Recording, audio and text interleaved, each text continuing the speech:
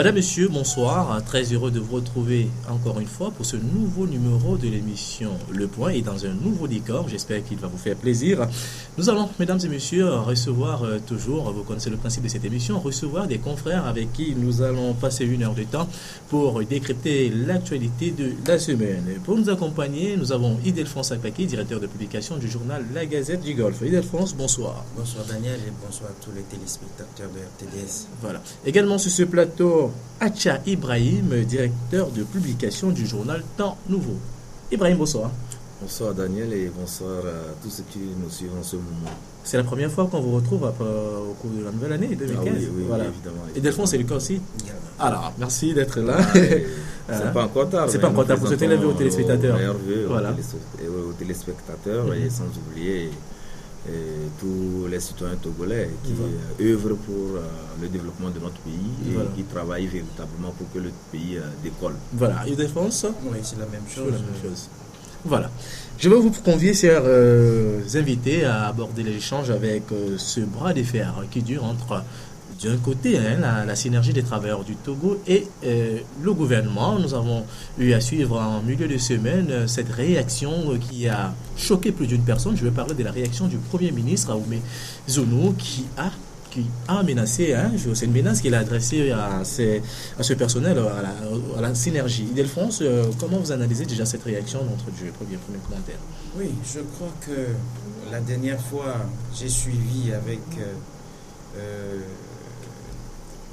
une désapprobation doublée de frustration, ce que je peux qualifier de provocation de la part du Premier ministre togolais qui...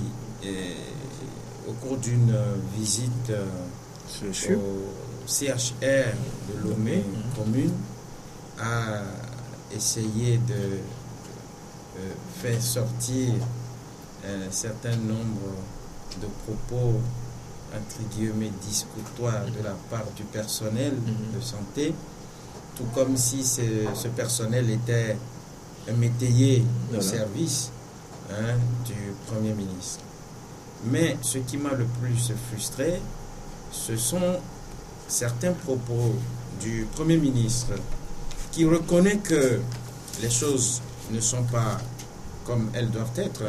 Je cite, à titre d'exemple, certains passages du Premier ministre qui dit que le service des urgences au CHU Sylvanus Olympio est dans un état lamentable. Les blocs opératoires ne peuvent être comparés aux vrais blocs en 2015. Les laboratoires n'ont même pas d'instruments pour travailler.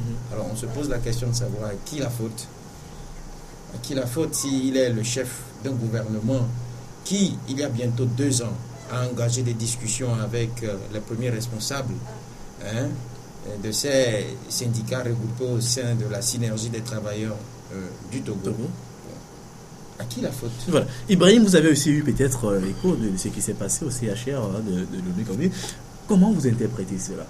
Comment analyser Oui, en tant que journaliste et observateur de la scène politique, socio-économique et culturelle, nous allons dire tout simplement que le Premier ministre est allé au CHR Lomé Commune en tant que Premier ministre est en charge du secteur de la santé. Donc c'était pour constater de visu ce qui se fait là-bas et éventuellement voir l'état de dégradation, la déconfiture. Il ne faut pas avoir peur des mots. C'est vrai que les centres hospitaliers actuellement, tout ce qu'il y a comme matériel est vétuste et aussi le service même n'est pas de nature à rassurer les patients et éventuellement les soigner.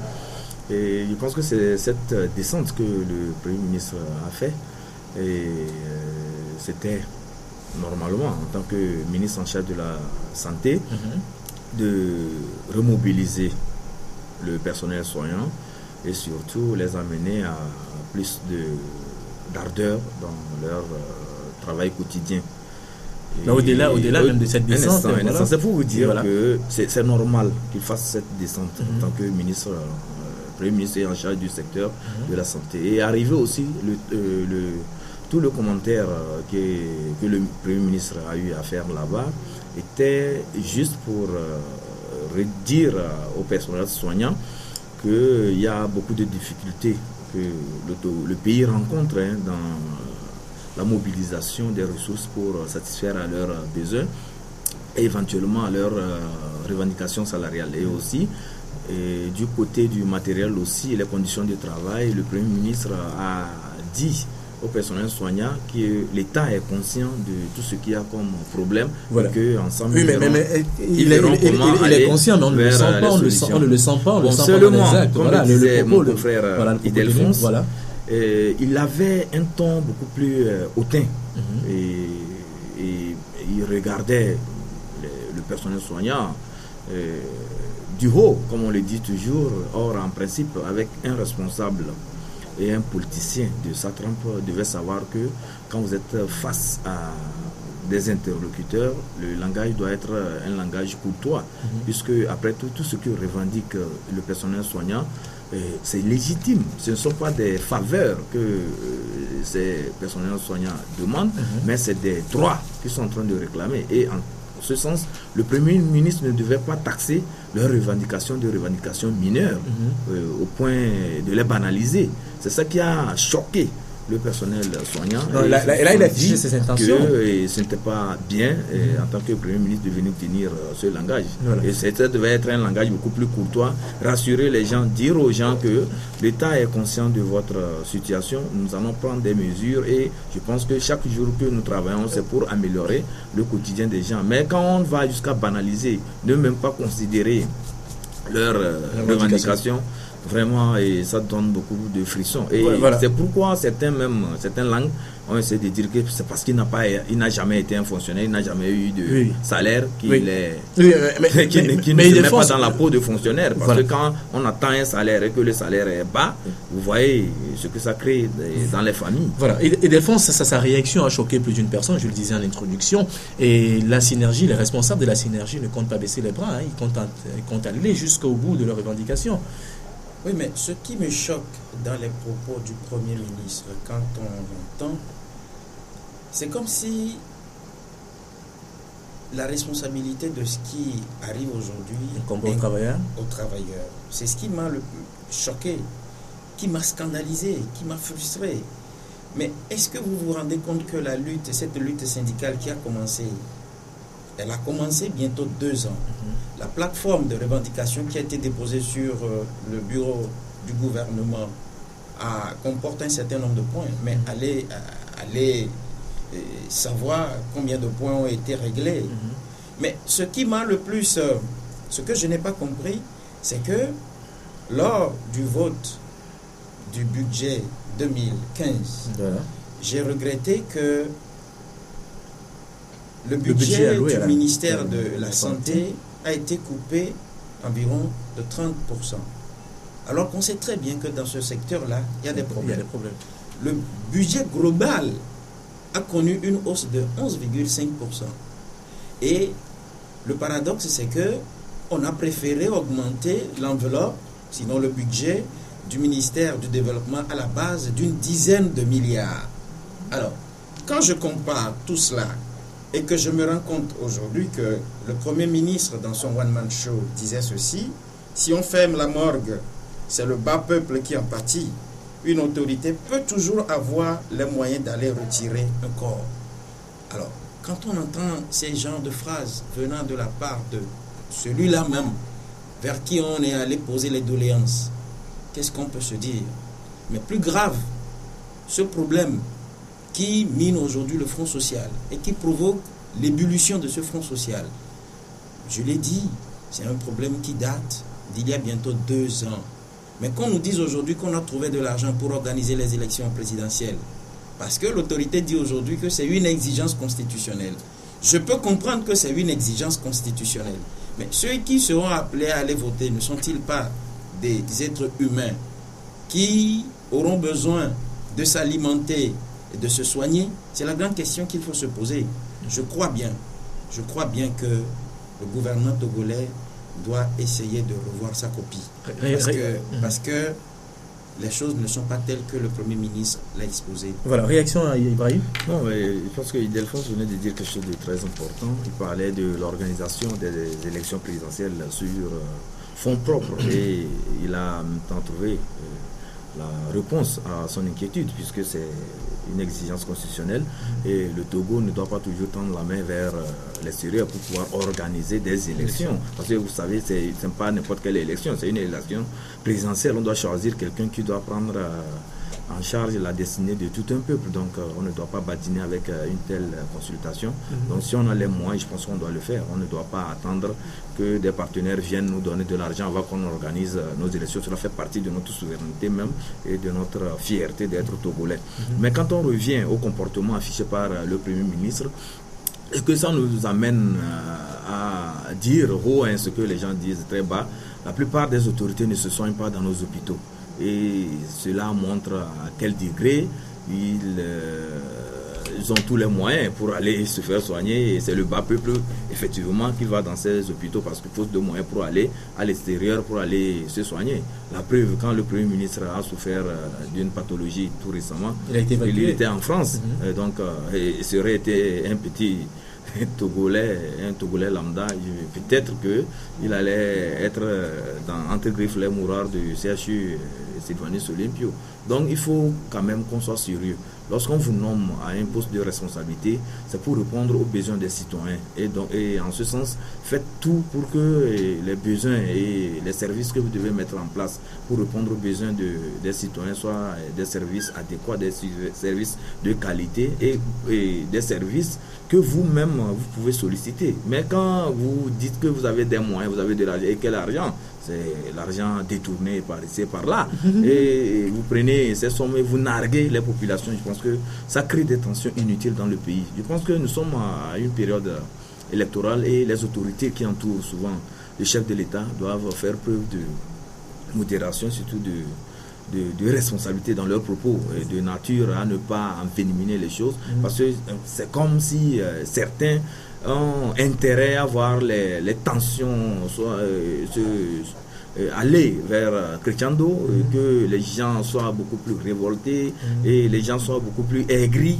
Et c'est ça qui les intéresse. Non, je pense que le chef de l'État ne voudrait pas ça. Le chef de l'État voudrait que tous les Togolais se portent bien. C'est pourquoi, lorsqu'il nomme une certaine personnalité, il y a une feuille de route qui lui est confiée au niveau du gouvernement pour pouvoir répondre valablement aux besoins des citoyens. Donc, tous ceux qui ont été nommés doivent faire le travail. Mais s'ils sont incapables, je pense que la meilleure des solutions, c'est de démissionner. Parce qu'il y a des gens plus compétents qui sont là, qui vont travailler. Mais quand ils ne répondent pas à la politique du chef de l'État, le chef de l'État peut le limoger.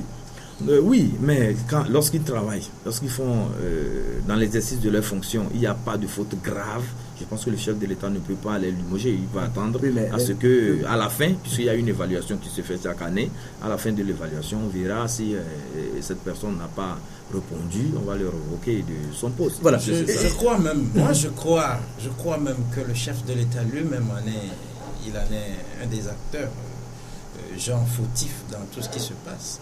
Parce que si il y a quelques mois, le chef de l'État a reconnu qu'il faut organiser les assises dans les secteurs de l'éducation et de la santé qui aujourd'hui sont en proie aux mouvements sociaux, voilà.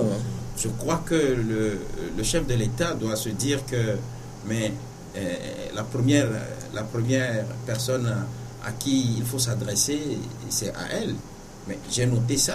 J'ai noté aussi le fait que c'est le chef de l'État lui-même qui nous a dit que c'est une minorité qui profite des richesses du pays. Une minorité qui n'est pas arrivée aujourd'hui à dénoncer ou bien exposer, à faire connaître au peuple. Vous comprenez? Voilà pourquoi je suis un tout petit peu gêné quand on me dit que l'organisation des élections présidentielles est une exigence constitutionnelle. Oui, je suis d'accord. Mais je crois que le Togo a été dirigé aussi par le passé par ordonnance et qu'on pouvait mobiliser les fonds. Parce que une chose est de convier le corps électoral à demander aux citoyens de faire valoir leurs droits civiques. Une autre chose est de faire en sorte que le peuple que tu diriges mange à sa faim et puis essaie de se soigner. Ça, c'est ce qu'il faut pour un peuple épanoui. Loin de là, vous avez touché un point très important de ce qui fait aujourd'hui que lorsque je me tourne un peu vers les propos du Premier ministre, je me dis qu'il est le premier fautif ou bien qu'il est le second, puisque j'ai nommé tout à l'heure le chef de l'État qui est le premier, le Premier ministre qui le suit. Vous savez que quand on nous dit que les centres de santé au Togo ne sont pas performants, manque de produits pharmaceutiques, de matériel, bien, ce qui pose un autre problème. Les gens qui savent qu'ils doivent prendre leurs responsabilités, qui ne le font pas, vont se faire soigner ailleurs. Et si, ailleurs, ceux qui dirigent ces pays-là faisaient comme les autorités togolaises, qu'est-ce qu'on ferait? Alors aujourd'hui, on a tendance de laisser sur le triste sort le peuple togolais. Je me rappelle que lors d'une manifestation des praticiens de la santé regroupés au sein du SYNFOT, il a été menacé par le directeur du CHU. Non, pas le directeur du CHU, mais le président du conseil d'administration, Fogan Adegno, qui a reçu ses responsables syndicaux et qui les a taxés d'écervelés et d'irresponsables parce qu'ils ont fait valoir leurs droits conformément à l'article 39 de la Constitution togolaise. Il leur a dit aucune autorité ne viendra se soigner dans les hôpitaux, bien sûr dans les hôpitaux du pays. Alors on se rend compte aujourd'hui que tout ce que nous remarquons comme problème, comme difficulté, c'est fait à des fins. Oui, mais on ne peut pas dire que ça se fait à dessein. Oui, mais comment analyser, il y a alors des individus que je qualifierais de zélés et d'inconscients, et qui ne veulent pas aller dans la direction tracée par le chef de l'État, Faure Gnassingbé. Moi je dis, je le répète, le chef de l'État a mis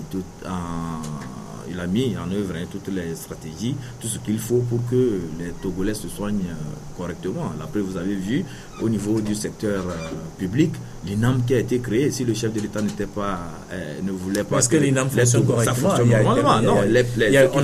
On a eu beaucoup d'échos. Les débuts ont été un peu difficiles, mais avec le temps, il y a eu des réajustements et je pense que les fonctionnaires, tous ceux qui sont souscrits à INAM, s'en félicitent, ils jouissent pleinement. Mais Ibrahim, une question. Je vais revenir sur un point, si vous permettez, rapidement. Juste pour dire que mon confrère évoquait le cas des états généraux, les assises plutôt de la santé. Et ça, je pense que c'est un programme que le chef de l'État a lancé. Il ne revient qu'aux techniciens du ministère de la Santé et aux autres, tous ceux qui doivent être impliqués dans la préparation matérielle de ces assises de travail. Je pense que si tout est fait, et il ne restait que le chef de l'État fasse le déplacement pour l'ouverture et autres. Donc je me dis qu'à un niveau donné, il y a eu défaillance peut-être au niveau des structures de base qui doivent préparer ces états généraux. Mais quand on vient par rapport à ce que le chef de l'État avait dit, qu'il y a une minorité qui s'accapare les ressources du pays, le chef de l'État n'est pas resté à l'étape de constat. Non, il a allé au-delà. Mais c'est l'impression qu'on a. On a l'impression qu'il est resté. Il y a eu des structures qui ont été créées. Je prends le cas de l'OTR. L'OTR qui est en train de faire un travail merveilleux. Ça, il faut le reconnaître parce que tout ce qu'il y avait comme fraude, tout ce qu'il y avait comme dilapidation de fonds, tout ce qu'il y avait comme détournement n'existe plus. Parce que c'est facile de le dire. On n'a pas bien huilé qui a été mis en place. Ce qui fait que les douaniers ne rentrent plus à la maison avec 4,5 millions par jour net, c'est-à-dire l'argent du tournoi. Et les inspecteurs des impôts aussi ne font plus tout. Mais c'est pas trop tôt pour juger. Non, c'est pas trop tôt, mais c'est comme nous avons remarqué quand même que sur le terrain, tout ce qui avait comme faille pour pouvoir frauder, il y a eu quand même. Mais maintenant, la grande question, la grande interrogation, est-ce que l'argent de cette OTR va être utilisé comment? Elle est utilisée comment cet argent maintenant? Mais il y a une structure, c'est une structure de coordination qui prend les fonds et amène ça au trésor public. Oui, le trésor, c'est là le problème, parce que je crois que il n'y a aucun problème là-bas. Je pense que le trésor public, c'est le grenier du Togo. Donc quand on amène les ressources là-bas, mais on les utilise pour satisfaire les besoins des Togolais. Donc quand vous parlez de transparence, c'est que l'OTR va afficher au fur et à mesure que cette institution travaille les chiffres, pas d'affaires, ce ne sont pas les affaires là-bas. Donc les chiffres, et et chacun verra ce qu'il y a. Et surtout, le credo de l'OTR, c'est quoi? C'est la transparence. Ils ont dit ils seront transparents. Donc, il y aura des choses qui vont sortir, les Togolais vont apprécier. Je souhaiterais qu'on revienne même sur ce problème de la santé. Hein. Ça fait plusieurs mois, plusieurs années que cela dure. Le Premier ministre, dans un premier temps, fait comprendre aux travailleurs qu'il n'est au courant de rien. Et là, on assiste à cette nouvelle sortie médiatique qui choque plus d'une personne. Est-ce que c'est pas fait exprès? C'est pas fait exprès, c'est-à-dire on a l'impression qu'il y a un désintéressement au niveau du secteur de la santé. Non, parce que même déjà, le budget alloué à ce domaine a été considérablement réduit. Vous savez, quand on est un homme politique, il y a aussi ce que nous appelons, l'une des qualités, c'est la maîtrise de soi. Donc, le Premier ministre peut-être manqué de maîtrise de soi face à des revendications, à des travailleurs, au personnel soignant qui était beaucoup plus exigeant. Il a pété peut-être les plombs, il a manqué de se contrôler. Lorsqu'on ne se contrôle plus, vous savez qu'on envoie des choses en désordre et parfois même on dit des choses qu'on regrette par la suite. Donc disons qu'il était dans une situation où il n'y a pas eu maîtrise de soi et il s'est laissé emporter. Ça a créé ce que nous avons vu comme raté dans sa sortie au CHR de Lomé. Mais quand nous revenons au point de vue gouvernemental, nous voyons que les autorités travaillent sérieusement pour que les choses s'améliorent, parce que si elles n'étaient pas beaucoup plus coopérantes, elles le sont parce que nous voyons quand même des rencontres entre les autorités du pays et les responsables de la synergie. Il y a des rencontres, il y en a eu combien? Oui, mais on dit la plus belle fille ne peut offrir que ce qu'elle a de précieux. Donc pour le moment, peut-être que c'est les moyens dont disposent nos autorités. Mais ce que nous demandons en tant que Togolais, c'est que ces autorités fassent encore plus d'efforts. C'est ce que nous demandons. Voilà. Il doit y avoir beaucoup plus d'efforts.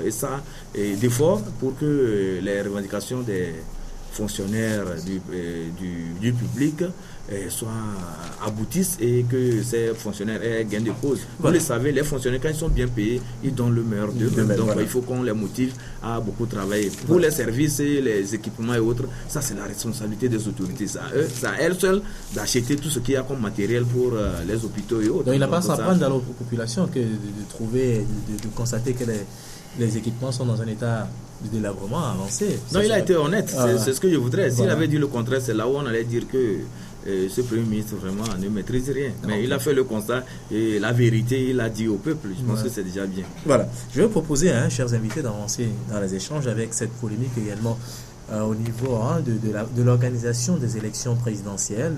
Nous avons eu à assister en milieu de semaine à cette sortie médiatique de la Cour constitutionnelle, une sortie que d'aucuns ont qualifiée de ratée. On va suivre l'élément, juste après on reviendra avec ici en plateau pour les échanges.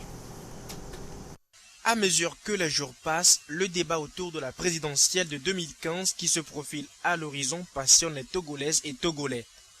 Dans les états-majors des différents partis politiques concernés par cet enjeu électoral, la tenue de la présidentielle préoccupe les responsables politiques et leurs militants de sorte qu'on semble oublier la question des réformes. Ce débat devient davantage passionnant et fait couler beaucoup d'encre et de salive lorsque le 2 février dernier, la Cour constitutionnelle a, dans un communiqué, procédé à l'ouverture du scrutin entre le 17 février et le 5 mars. Une mise au point suivie 24 heures plus tard d'une déclaration de Gilbert Bawara, ministre de l'administration territoriale, précisant que l'élection présidentielle pourra se tenir à la mi-avril. Face à la publication de la dite date, les partis politiques donnent leur position relative à leur participation ou non au scrutin présidentiel. C'est l'Alliance nationale pour le changement qui s'est fait entendre. Contrairement aux propos selon lesquels pas de réforme, pas d'élection contenterait d'attribuer à la formation politique de Jean-Pierre Fabre, ce parti a donné plus de précisions sur sa position. Répondant sur Radio Victoire le mardi 3 février dernier, Éric Dupuis, secrétaire national à la communication de l'ANC, le parti n'entend pas boycotter l'élection présidentielle de 2015, même sans les réformes. L'opposition est devant le fait accompli. Le régime actuel a rejeté toute tentative que nous avons menée pour que les réformes soient faites. Le régime est fermé à toute évolution. Nous devons être prêts à tout moment pour aller à toute élection. Et je reste persuadé que si toute la population se mobilise comme il se doit et vote massivement pour l'alternance et se mobilise pour préserver leur vote, je suis sûr que Fort Gnassingbé sera battu dans les urnes. Le comité d'action pour le renouveau en a fait de même, sauf que le parti de Maître Dodi Apevon décline toute participation à l'élection présidentielle sans les réformes. Le comité d'action pour le renouveau n'entend pas présenter de candidat au prochain scrutin présidentiel sans les réformes prescrites dans l'accord politique global. De son côté, l'Alliance des démocrates pour le développement intégral du professeur Aimé Goguet estime à travers un communiqué ce mercredi que la convocation du corps électoral ne pourra se faire que le 21 mars 2015 au plus tôt. À cet effet, Hadid trouve qu'il y a lieu de relancer le dialogue devant aboutir à un scrutin présidentiel crédible. Il y a nécessité de réclamer les discussions politiques en vue des réformes constitutionnelles, gage d'une élection crédible, transparente et pacifique. C'est dans ce méli-mélo que les populations s'apprêtent à élire celui qui va diriger le pays. De toute évidence, doit-on dire que la fin de cet imbroglio est-elle pour demain ou les jours à venir? Rien n'est moins sûr. Voilà, retour sur ce plateau. Je vous rappelle, mesdames et messieurs, que nous recevons sur ce plateau Ildefonse Apaki, directeur de publication du journal La Gazette du Golfe, et Acha Ibrahim, directeur de publication du journal Ta Nouveau. Chers confrères, venez de découvrir avec moi ce reportage qui fait de manière générale une photographie de l'actualité en ce moment. On parle de la tenue des élections. Ildefonse, après avoir suivi ce reportage, qu'est-ce que vous en dites? Oui, la Cour constitutionnelle vient de donner son avis sur la convocation du corps électoral. Un avis qui n'est pas partagé par les partis politiques, surtout ceux de l'opposition. Et quand vous faites un peu une analyse de ce qui est dit de part et d'autre, on se rend compte que selon mes investigations, j'aurais appris que le vendredi dernier, il y avait eu une réunion du comité de suivi élargi aux membres des partis politiques et puis des responsables de la CENI, où certains partis de l'opposition ont demandé au président de la CENI de leur faire connaître le chronogramme. Bien détaillé. Et ce dernier n'était pas même de satisfaire à cette demande. Et il aurait, à en croire mes informations, il aurait dit qu'il avait déjà saisi la Cour constitutionnelle. Alors, j'ai appris que le premier micmac entre le président de la CENI et les responsables de ces formations politiques était qu'il ne revenait pas au président de la CENI seul d'adresser un courrier à la Cour constitutionnelle. Et puisque la CENI est composée d'un certain nombre de représentants de toutes ces formations politiques. Et c'est suite à ce courrier que la Cour constitutionnelle, le lundi passé, a rendu public son premier communiqué. Alors, la Cour constitutionnelle est revenue sur ce qu'elle avait dit il y a 24 heures, comme l'a stipulé tout à l'heure l'élément que nous avons suivi, parce qu'entre-temps, le ministre Bawara s'est prononcé et a remarqué dans les propos du ministre Bawara qui a essayé d'ajuster un certain nombre de ratés, et ce qui fait que la Cour constitutionnelle, revenant sur le communiqué, son premier communiqué, a essayé aussi de jongler. Elle a jonglé, mais on se rend compte aujourd'hui, selon les informations que nous avons reçues, que si on s'en tient au premier communiqué et à la mise au point, c'est deux choses bien différentes. Acha Ibrahim. Oui, et je pense que la Cour constitutionnelle, comme vous le savez, les juges qui sont là-bas, ce sont les gardiens du temple. Donc, ils donnent leur avis en tenant compte de notre constitution, de notre loi fondamentale.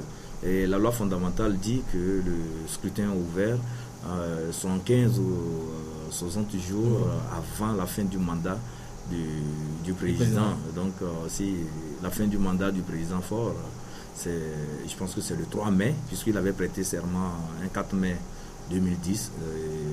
Son mandat, les 5 ans, si on doit s'en tenir à la durée du mandat, c'est que son mandat prend fin le 3 mai de 2015. Donc jusque-là, ce que la Cour constitutionnelle a donné comme avis, c'est conforme et par rapport à notre constitution. Mais la mise au point de Gilbert Bohara, je pense que ça, c'est un autre volet, c'est un autre aspect. Et cela ne rentre pas en contradiction avec ce que la Cour constitutionnelle a donné comme avis, mais c'est que c'est par rapport au retard accusé dans l'organisation de ces élections et aussi par rapport aux différentes tâches qui doivent être accomplies avant qu'on aille à proprement parler au scrutin, et qui fait que Gilbert Bohara se dit que c'est dit qu'on peut organiser au point de vue technique et matériel de ces élections le 15 avril. Et jusque-là, on n'excède pas quand même, on ne rentre pas dans au-delà, on ne va pas au-delà du mandat présidentiel. Si on fait ces élections le 15 avril, ce qui est sûr que jusqu'au 3 mai 2015, avant la fin du mandat du chef de l'État, je pense qu'on connaîtra notre président et le nouveau président aura le temps nécessaire de prêter serment. Voilà, je vais vous proposer un peu, chers invités, de revenir un peu sur ce flou qui existe sur la participation de l'ANC, le principal parti de l'opposition à cette élection. Tantôt on dit qu'on ira aux élections sans les réformes, tantôt on dit que ça fait 2 versions différentes. Et Delphonse, je ne sais pas si vous l'avez également suivi. Je crois que par le passé, l'expression pas de réforme, pas d'élection avait été sortie par le premier responsable des ODDH, surtout lui, je veux parler, ou bien je veux nommer M. Zossa, qui en a fait un credo.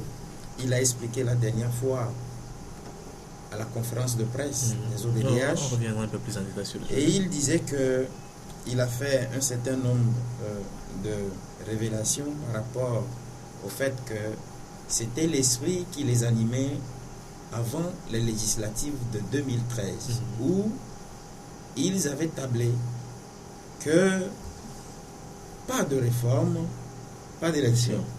Et ils étaient prêts à empêcher toute élection quand ils ont été approchés par les responsables religieux, traditionnels et tout ce conglomérat de diplomates, surtout ceux regroupés au sein du groupe des 5.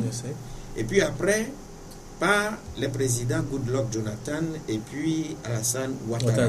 Et c'est suite à cela que finalement ils ont accepté, parce que ils ont été informés de ce que tout juste après les législatives, le gouvernement a donné son accord de principe de mettre en œuvre les réformes. Et c'est suite à ça qu'ils sont allés à ces élections-là. Mais qu'aujourd'hui, comme un accord de principe avait été donné devant ces leaders, ces responsables politiques africains, il revient maintenant au gouvernement de mettre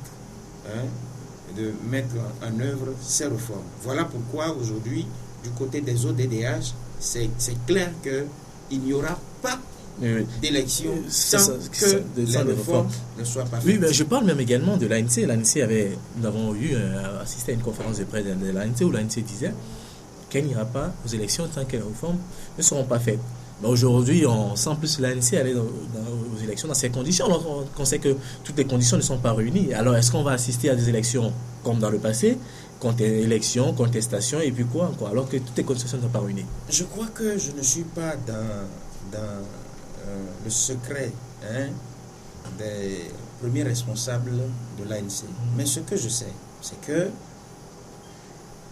telle que la situation se présente aujourd'hui, il serait suicidaire qu'une formation politique de l'opposition aille aux élections illégales.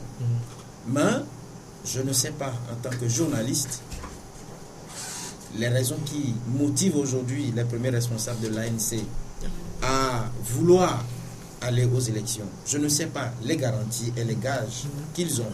Mais ce que je sais est que l'assertion africaine a toujours dit, quand un aveugle veut te lancer un caillou, c'est qu'il a ses pieds sur quelque chose. Oui, mais on n'a pas eu cette impression, cet adage là ne s'est pas reproduit même fois au Togo, hein, même à l'époque de Jésus-Christ et l'Impio, il y avait toujours ce truc là, Ildefonse Apake. Hein. Et Ibrahim Acha, c'est la même lecture que vous avez de la situation? Oui, je dirais tout simplement que ce sont les ODDH et principalement M. Ajavonzeus qui a déclaré cette formule selon laquelle pas de réforme, pas d'élection. Mais au niveau de l'ANC, je pense qu'il y a quand même cette constance d'idées.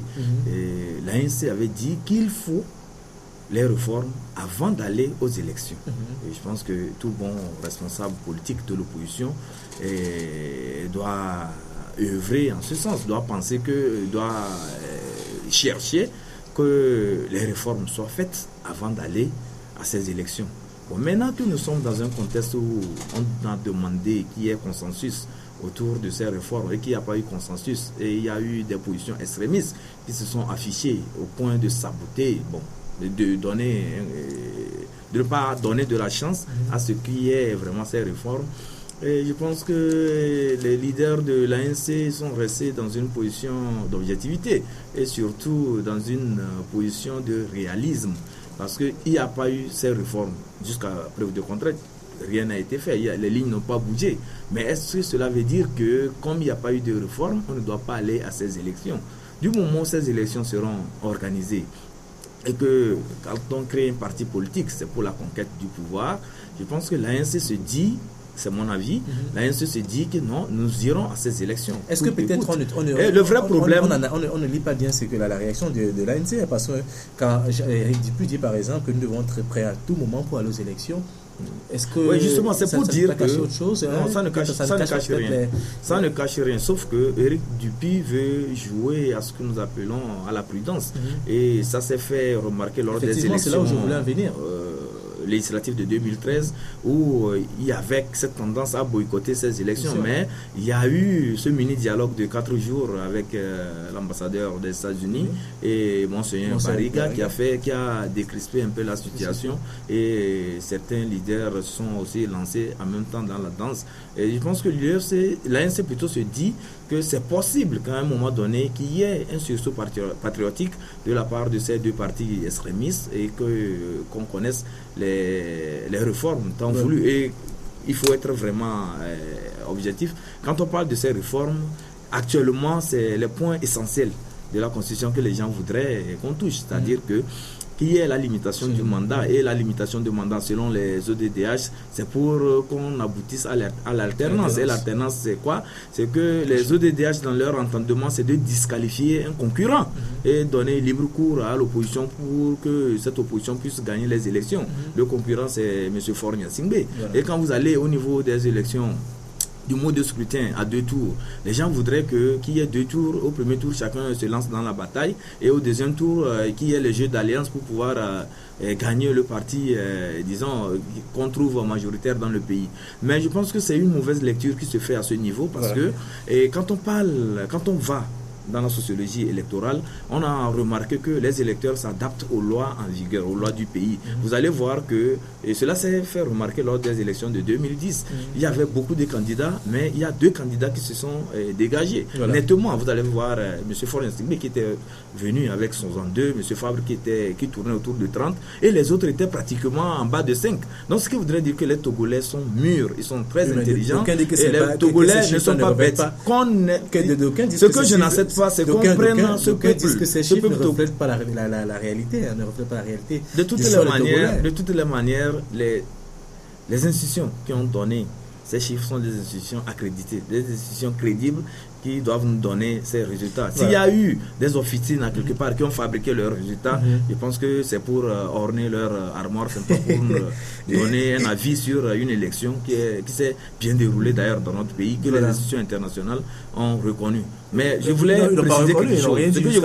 Ce que je voulais, non mais ça a été reconnu. Les élections de 2010 ont été reconnues. Si Ban Ki-moon a adressé un message de félicitations à Faure Gnassingbé, Monsieur Obama, les tout-puissants du monde, je voulais qu'on revienne félicité Monsieur Faure Gnassingbé, c'est que lors du sommet, crédible, c'est tout. Et défense lors du sommet Vous voulez réagir? Oui. Très rapidement. Je voudrais réagir par rapport à un certain nombre de choses que Ibrahim a dit. Je voudrais faire savoir que depuis que j'ai commencé par scruter un tout petit peu le parti UNIR, entre-temps RPT, aujourd'hui UNIR, c'est un parti qui surprend. Voilà pourquoi je serai d'avis avec tous ceux qui veulent qu'il y ait des réformes. Parce que je dis toujours que les réformes telles qu'elles ont été préconisées par l'accord politique global ne sont pas une faveur ni une demande que l'opposition fait au chef de l'État. C'est une nécessité. Tout à fait. C'est une nécessité qui permet d'ailleurs de doter le pays d'institutions fortes. Je crois qu'il faut noter cela. Et je crois aussi que dans sa ruse politique, comme je viens de l'expliquer tout à l'heure, UNIR a toujours surpris ses adversaires politiques. C'est normal la politique. C'est en cela que je ne suis pas totalement... je ne rejette pas totalement cet avis qui demande à ces formations politiques qui se battent pour les réformes et pour les élections. Tout à fait. Okay. Moi, je fais ainsi mon analyse. Et puis, puisque je me rends compte aujourd'hui que les réformes, telles qu'elles sont préconisées et qui ont été biaisées parce que le chef de l'État a voulu que ça soit l'Assemblée nationale qui soit le lieu où elles doivent être faites. Jusqu'alors, elles n'ont pas été faites. Elles n'ont pas été faites. Voilà pourquoi je parle de surprise. Faute de consensus. Que je mets s'entendre. Puisque, jusqu'à preuve du contraire, la loi, sinon le projet de loi portant révision d'articles constitutionnels qui était en étude avant que les travaux ne soient suspendus, jusqu'à preuve du contraire, elle n'a pas été adoptée, elle n'a pas été votée. Puisque dans la pratique parlementaire, quand la loi va dans la commission des lois, une fois qu'elle passe à l'étude, quels que soient les résultats, accords ou désaccords, il faut faire un rapport au président de l'Assemblée nationale. Voilà. Après le rapport au président de l'Assemblée nationale, c'est lui qui convoque la conférence des présidents, qui l'informe de ce qui s'est passé. Ils ont eu accord ou bien ils n'ont pas eu accord. Et après, c'est la plénière. C'est à elle seule que revient la décision finale. Mais jusqu'à preuve du contraire, la loi est restée juste en commission. Et je peux me dire que dans ces ruses politiques, peut-être un bon matin, on nous dira que voilà, bon, vous voulez les réformes. Voilà, on est prêt à les faire. Rappelez-vous l'histoire togolaise. Rappelez-vous que au cours d'une seule nuit, on a fait de quelqu'un président, député, président de l'Assemblée, puis président par intérim. Alors, je crois qu'il faut être beaucoup plus prudent face à un adversaire comme le UNIR qui a toutes les cartes de ruse politique, je crois. Réaction? Non, mais sauf pour constater avec Ildefonse que UNIR, ce n'est pas un parti de plaisantins. C'est des stratèges qui sont là-bas et c'est des gens qui sont très aguerris à la chose politique. Ça devrait être le cas un peu au sein des autres formations politiques. Ah, mais ça dépend. Ils sont surpris tout le temps. Ils sont surpris, oui. C'est la qualité des ressources humaines de l'UNIR. Et donc, je pense que c'est un constat que nous faisons en tant que journalistes. Et on constate que c'est des gens vraiment qui sont très mûrs et très spécialisés, ils sont vraiment à la tâche tout le temps et il y a même des anecdotes dans notre pays qui disaient qu'au moment où l'opposition parlait des législatives de 2013, UNIR préparait les élections de 2020. C'est pour vous dire que UNIR est toujours en avance sur ses adversaires. Bon, ça c'est juste pour dire aux Togolais qu'il y a formation politique dans formation politique. Oui, mais je voudrais quand même te tacler un tout petit peu quand tu me parles de qualité. Là, sauf le tacle est permis. Mais je le tacle voilà, tout parce petit que peu. c'est un bon ami. Hein. Ouais. Je sais aussi que dans le fait qu'on mette la qualité et la maturité, je crois que unir, bon, en venant à unir, je veux partir de RPT. Le RPT, devenu aujourd'hui unir, a toujours usé aussi de la force. Tu sais que dans ce pays... Pas cette force brutale. Ouais, mais, oui. Non, mais avec unir, nous voyons que tout ce qui se fait avec beaucoup plus de finesse et de l'art. C'est la continuité. Non, c'est pas la continuité. Il y a eu rupture. Il y a eu rupture.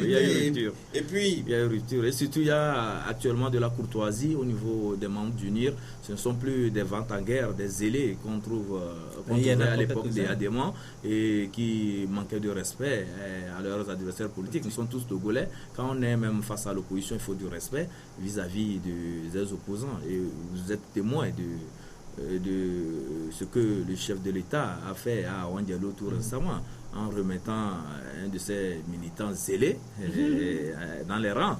Et c'est pour vous dire que les choses ont évolué à unir et les Togolais aussi ont évolué en maturité. Je voulais donner un petit exemple pour vous dire que je parlais de l'adaptation du comportement des électeurs par rapport aux lois. Et lorsque nous cherchons les deux tours dans notre pays, et les gens pensent que les Togolais sont restés encore à l'étape primaire, que les Togolais ne comprenaient pas les enjeux des élections. Je pense qu'on se trompe royalement.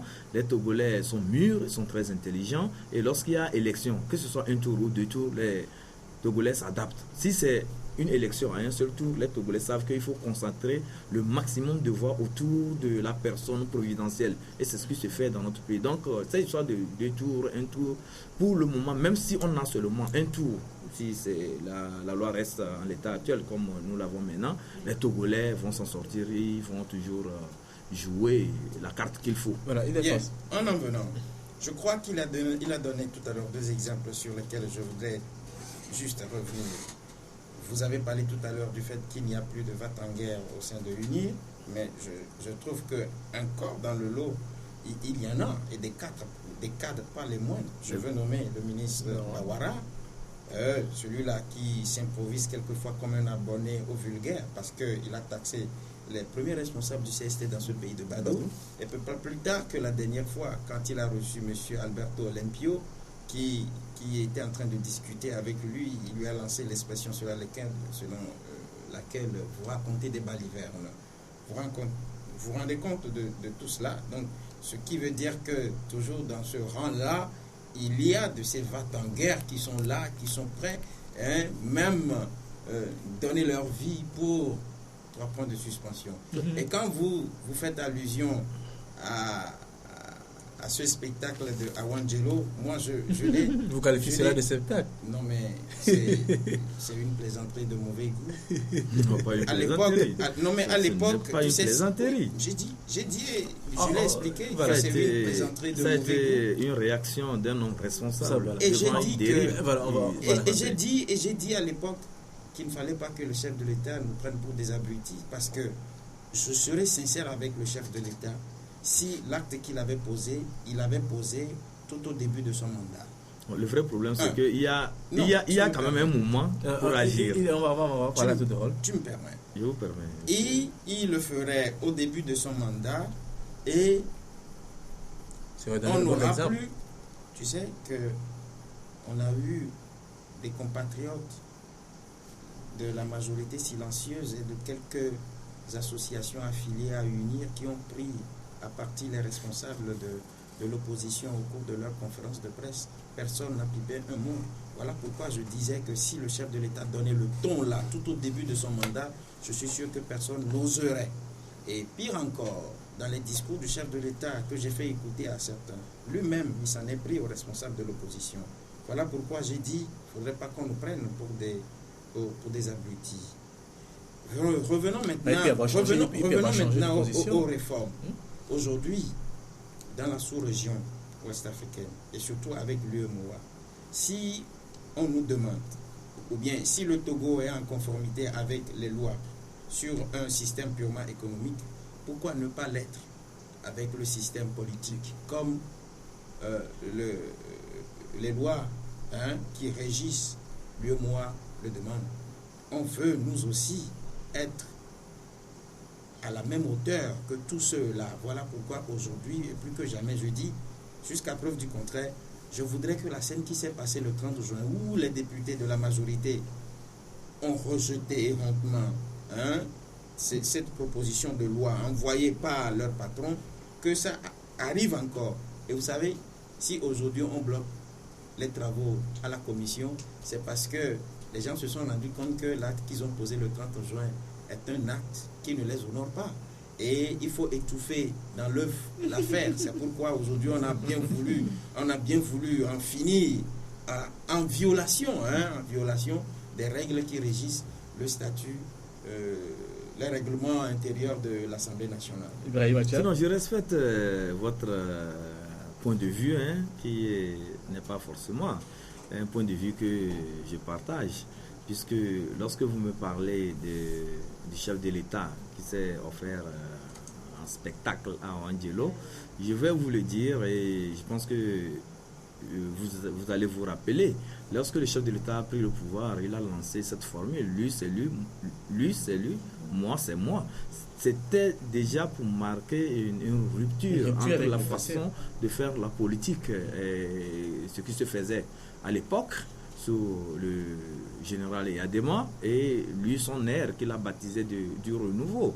Et je me rappelle aussi que s'il y a une formation politique qui a donné des consignes fermes à ses militants, c'est le RPT de l'époque qui a donné des consignes fermes à ses militants de ne pas s'en prendre aux autres Togolais qui sont soit en meeting ou soit en conférence ou soit en train d'animer une rencontre politique. Et la discipline à l'époque au sein du RPT a été respectée. J'ai vu des premiers responsables aller demander humblement à leurs militants qui étaient pris à partie, dont les véhicules ont été caillassés même dans les carrefours ici dans le pays, de ne pas riposter, de rentrer à la maison. Et de l'autre côté, il y avait des formations politiques et des responsables qui ont même appelé à la désobéissance civile, qui ont même appelé à ce que tout ce qui a comme emblème, tout ce qui a comme, je sais pas, disons, objet appartenant à ce régime, que ces objets, que tous ces hommes soient caillassés, soient détruits, soient neutralisés. Il y avait même des mots plus durs qui, en filigrane, disait nous renseigne que c'était vraiment un plan d'élimination qui a été fomenté. Et donc si on veut parler de ceux qui sont abonnés à la vulgarité, je pense qu'on les trouve moins dans les rangs de l'UNIR, on les trouve plutôt ailleurs, que vous connaissez, là où vous connaissez très bien. Il y a eu même un espace et que je ne veux même pas nommer ici, et de notre plage où nous allons pour nous reposer, mais qu'on a transformé en un lieu de systématique de lynchage systématique des autorités du pays, en un lieu où on appelle à la haine. Nous-mêmes journalistes, nous n'avons pas échappé. Il y a eu des leaders politiques qui ont eu cette, ce manque de patriotisme, ce manque même d'humanisme, d'appeler les gens à attaquer certains confrères. Ah bon? Oui. Voilà, on va fermer cette page. Donc vous voyez, donc quand on veut analyser ça, Ibrahim, par rapport à ce que vous décrivez au niveau de UNIR, je pense que c'est des petites graines, des mauvaises graines que vous voyez. Mais de l'autre côté, vraiment, c'est tout le fruit qui a... Et je crois que c'est ton opinion aussi. Et que vous allez respecter peut-être. Voilà, les opinions sont partagées, on va les respecter. On ne pourra pas refermer cette émission sans parler de ces faits, de cet anniversaire, cet événement. On se rappelle que le 5 février 2005, le père de la nation, comme aiment bien certaines personnes à l'appeler, est parti. Il n'est plus il a quitté ce monde. Je vais parler du président de la République, ex-président de la République, Gnassingbé Eyadema. Ce week-end, ce séjour, le peuple togolais l'a rendu hommage. Et c'est peut-être l'occasion pour nous un peu de passer, de dire un mot sur cet homme qui a eu à diriger le Togo pendant plusieurs années. Ibrahim, souvenir du père de la nation? Oui, disons que le père de la nation, comme le disait Feu Eyadema, a été un président, quoi qu'on dise, qui a marqué le Togo jusqu'à 38 ans de règne. C'est pas petit, c'est vraiment toute une histoire. Je plaisante toujours et je le dis toujours à certains de mes amis que toute ma scolarité s'est déroulée sous Eyadema. De CP1 jusqu'en année de maîtrise, ce qui n'est pas une bonne chose. Ce qui est une bonne chose. Pourquoi c'est pas une bonne chose? Parce que le Togo est un pays démocratique. Non, mais entre-temps, le Togo a connu la démocratie en 90. Donc, on a connu plusieurs phases, l'évolution des idées. Et au fil du temps, on a évolué avec ça. J'espère que vos enfants ne vont pas essayer, connaître le même système. Malheureusement, ils n'ont pas connu. Mes enfants ne connaissent pas Eyadema, mais quand on leur raconte l'histoire d'Eyadema, ils sourient. Mais bon, comme si on faut revenir à l'analyse, il faut parler de l'homme. Et le plus souvent, vous savez qu'en Afrique, généralement, même c'est admis par le bon sens. Quand une personne n'est plus, on retient quand même l'aspect positif de la personne. On ne revient plus à tout ce qu'il y a eu comme triste événement et qui rappelle beaucoup de rancœur. Donc on va taire ça, on va parler plutôt de M. Eyadema, qui était un homme de parole d'abord, qui était un homme rigoureux, un homme qui ne badinait pas avec le travail, et un homme aussi qui n'affichait pas de l'insolence dans sa manière de vie. Et Eyadema a toujours gardé sa modeste vie-là du camp hérité. Et il ne s'offrait pas le luxe extravagant. Et ce Eyadema, c'était aussi de la rigueur. Quand il vous nomme à un poste, et il n'admettait pas que les gens passent au détournement. Nous avons vu ça, il a mis en place plutôt, et c'est comment l'appelle-t-on là, et des structures pour réprimer les détournements et les enrichissements illicites. Nous avons vu des gens qui ont été arrêtés, qui ont été enfermés. Donc Eyadema était beaucoup plus rigoureux, c'est un monsieur qui travaillait. Mais à côté de l'homme que les gens ont eu aussi à peindre en noir, c'était quelqu'un qui aimait aussi la plaisanterie. Voilà. C'était un bon Africain qui aimait les gens. Quand on rentre chez Eyadema, on ressortait avec une solution. On ne rentre pas chez Eyadema sans solution. Et sans solution, ressortir beaucoup plus floué. Et Delphonse, nous n'avons plus de temps. Peut-être quelque chose à dire aussi sur le général Eyadema, 69 ans de vie, 38 ans de règne sans partage, dictateur et impotentat. C'est votre opinion. Et d'un côté, un grand démocrate a travaillé sur Eyadema. Oui, il a été un premier ministre d'Eyadema. Figo a été un premier ministre d'Eyadema. C'est soit des démocrates. Donc, il n'y a pas eu de règne sans partage. Je souris. Le confrère Ibrahim parlait d'un homme de parole, mais seulement quand je grandissais, j'ai pu comprendre en 90 que Eyadema avait donné sa parole de militaire, mais ne l'avait pas respecté. Donc, sur toute la ligne, il n'est pas un homme de parole. Il a été forcé par le peuple. Parce que le fait même d'avoir donné cette parole de militaire et de l'avoir violée a fait aujourd'hui qu'il est rentré négativement dans l'histoire. Et puis, bon, quelqu'un qui vivait modestement, comme tu l'as dit, mais Eyadema, en tant que chef d'État, il doit toucher combien à la fin de l'année pour avoir tous ces milliards dans des comptes en banque à l'étranger. C'est vous qui le dites. Est-ce que vous avez des pièces pour justifier qu'il y a demandé des milliards dans les comptes? Et puis ce qui me donne un tout petit peu la chair de poule quand on parle de feu le général Eyadema, c'est que Eyadema a fait 38 ans au pouvoir. Il a été considéré dans l'Afrique tout entière, sans langue de bois, comme quelqu'un, le baobab, lui-même, il le disait. Mais Eyadema est décédé, on n'a pas vu son corps. Alors, à la différence de Félix Houphouët-Boigny, qui a été exposé pendant des jours, pendant des semaines, et à qui son peuple a rendu hommage. Mais je peux comprendre avec François Soudan, qui avait écrit dans Jeune Afrique le 14 février 2005, à la suite du décès du général, ceci qui prouve à suffisance que l'homme a vécu, mais l'homme, au finish de sa vie, n'a véritablement pas rien laissé. Je cite: lorsque miné par l'âge et les orages, les termites et la sécheresse, lorsque privés de la sève qui ne monte plus de leurs racines mortes, les baobabs s'écroulent dans la savane, le bruit qu'ils font réveille les morts et glace le sang des vivants. Le grand baobab de Pia, lui, s'est éteint en silence et en apesanteur à 10 000 mètres au-dessus de la terre des hommes, sur un lit d'avion entouré de bouteilles d'oxygène, si loin de son village, de ses parfums et de ses sortilèges. Je parle François Soudan. Oui, mais je vais ajouter seulement qu'il y a demain est mort et il y a eu du bruit. Au Togo, c'est un grand homme qui est mort. La nature même a réagi. La nature a réagi, effectivement. Ici à Lomé, nous avons vu ce qui s'est passé quand on a annoncé la mort de Yadema. Donc c'est un grand homme qui était mort le jour-là. Quant à l'exposition de son corps, je pense que il est vrai que Yadema, c'est le président de tous les Togolais, il appartient à notre patrimoine commun et il y a aussi les réalités aussi de la famille. Il faut respecter aussi comme on le dit, les derniers... Mais c'était un homme d'État, il fallait qu'on le voit, non? Les dernières volontés, les dernières volontés d'un être il a vivant. quand même conduit à la destinée du Togo pendant C'est ce que je plusieurs années. dis. Il Mais fallait vraiment... Bon, c'est pas c'est plus mais l'heure s'il ne dit plus qu'il ne vivant. voudrait pas que son corps soit exposé, je pense que c'est sa dernière volonté. On doit l'accepter, on doit respecter cela. On va la respecter. Merci à vous. C'est pourquoi pas de rendre un dernier hommage à nos disparus. Merci d'Alphonse Akpakei d'être passé sur ce plateau. Je rappelle que vous êtes directeur de publication du journal La Gazette du Golfe. Merci également à vous, Ibrahim Atia, directeur de publication du journal Temps Nouveau. Nous allons sûrement vous retrouver très prochainement pour de nouvelles analyses. Merci à vous également à la maison de nous avoir suivis. Nous vous donnons rendez-vous la semaine prochaine, même heure, même chaîne, pour un tout nouveau numéro de votre émission Le Point. Au revoir.